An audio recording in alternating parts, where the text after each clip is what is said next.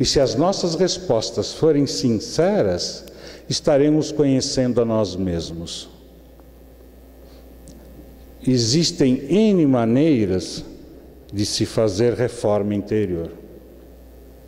E isso me lembra de uma história de Benjamin Franklin, que era um estadista, era um inventor, foi inventor do para-raios, ele era filósofo, ele era muitas coisas, inclusive ele era muito arrogante. De tal forma arrogante que ele começou a perder toda aquela relação de amizade que ele tinha. As pessoas se afastaram dele por essa forma impositiva de Franklin, por essa forma de sempre querer ser o dono da verdade.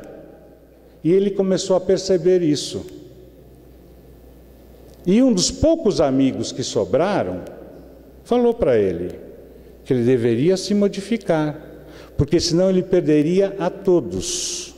E ele começou a pensar. E ele começou a ver que ele realmente tinha atitudes que denegriam tudo aquilo que ele pensava. E ele pensou, de que maneira que eu vou poder modificar as minhas atitudes? Então ele arrumou um exemplo.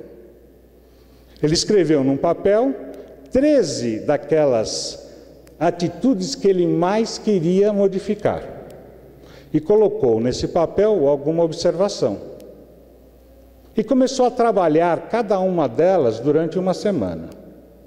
Uma semana uma, depois a segunda, e ao final de 13 semanas, ele tinha trabalhado todas essas questões.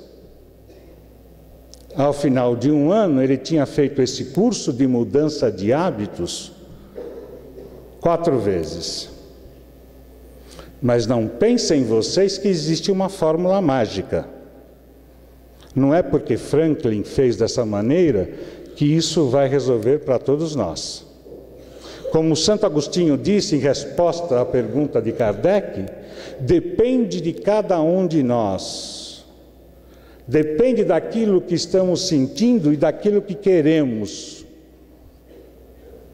E aí eu coloco uma componente para complicar um pouquinho mais essa situação de mudança de hábitos, de reforma íntima. Uma coisa chamada família. E aqui eu quero colocar um parênteses para fazer uma propaganda. Nós temos aqui nesta casa um grupo chamado Grupo Joana de Ângeles de Apoio à Família. E quero convidar a todos a conhecer esse grupo. Domingo às 9 horas da manhã, aqui na sala do estacionamento. E são poucas as pessoas que, infelizmente, têm problemas de família, não é verdade? Quase ninguém tem problema de família. Então, essa componente, para complicar um pouquinho essa situação de reforma, de mudança de hábitos.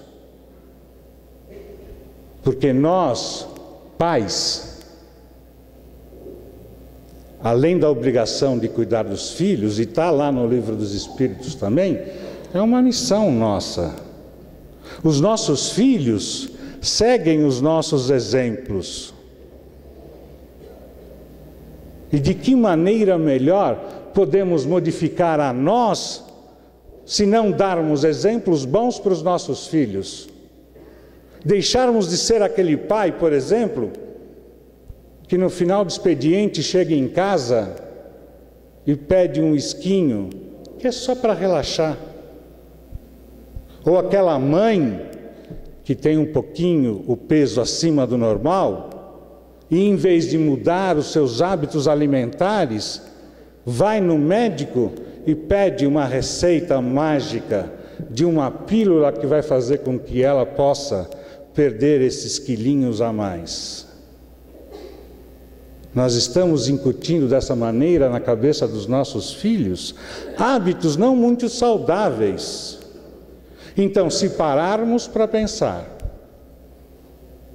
vamos verificar que dentro da nossa família é o melhor local para iniciarmos a nossa mudança de atitudes. Exemplificando atitudes para os nossos filhos, reconhecendo as diferenças existentes entre cada um de nós. E já que estamos na casa espírita e acreditamos nos preceitos da doutrina espírita, principalmente no que diz respeito à eternidade das almas, à pluralidade das existências, sabemos que esses nossos familiares, antes de serem nossos familiares de sangue nesta existência, são os nossos companheiros de viagem, estão conosco há muito tempo, são pessoas com as quais pedimos para estar aqui agora, pois temos débitos a resgatar, pois temos acertos a fazer, e eles são as primeiras pessoas com as quais devemos nos reajustar, mas não pensando que podemos modificar a cada um deles, mas sim pensando que podemos nos modificar e desta maneira dar exemplos a eles, para que eles possam perceber também a necessidade da mudança.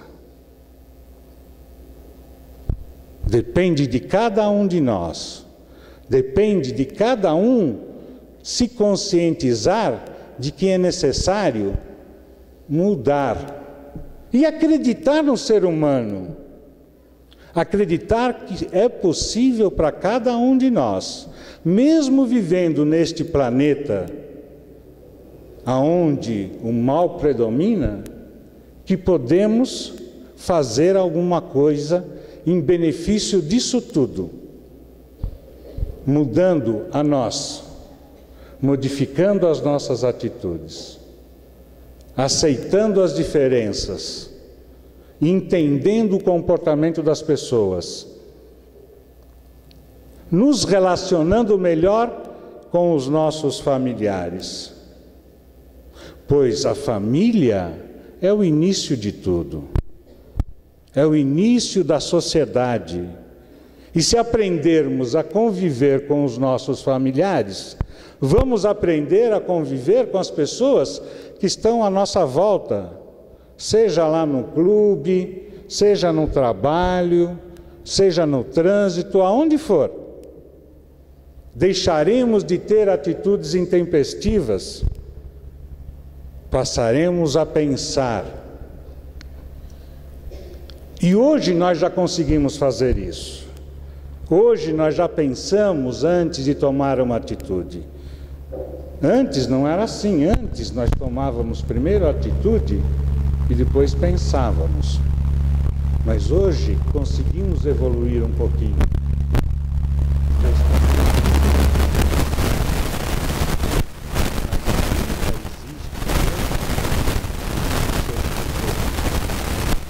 Sabemos que não é fácil, mas sabemos que é possível.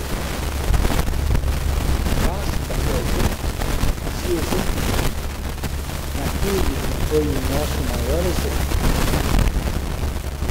Basta que a gente veja que esse foi o maior exemplo para cada um de nós. Conseguiu modificar muitas coisas apenas com palavras. A distância entre nós e ele é muito grande? Realmente é mesmo. Mas não vamos pensar em Jesus, que é o nosso exemplo, como uma santidade. Vamos pensar em Jesus como um ser humano que viveu entre nós. Muito mais evoluído, é lógico, mas que viveu entre nós. Cometeu erros também. E se ele cometeu erros, mas se recuperou, por que nós não podemos? Por que nós não temos consciência de que, se somos pequenos, vamos errar, mas vamos levantar e continuar? Eu acho que é muito difícil para cada um de nós lembrarmos quando éramos pequenininhos no colo da nossa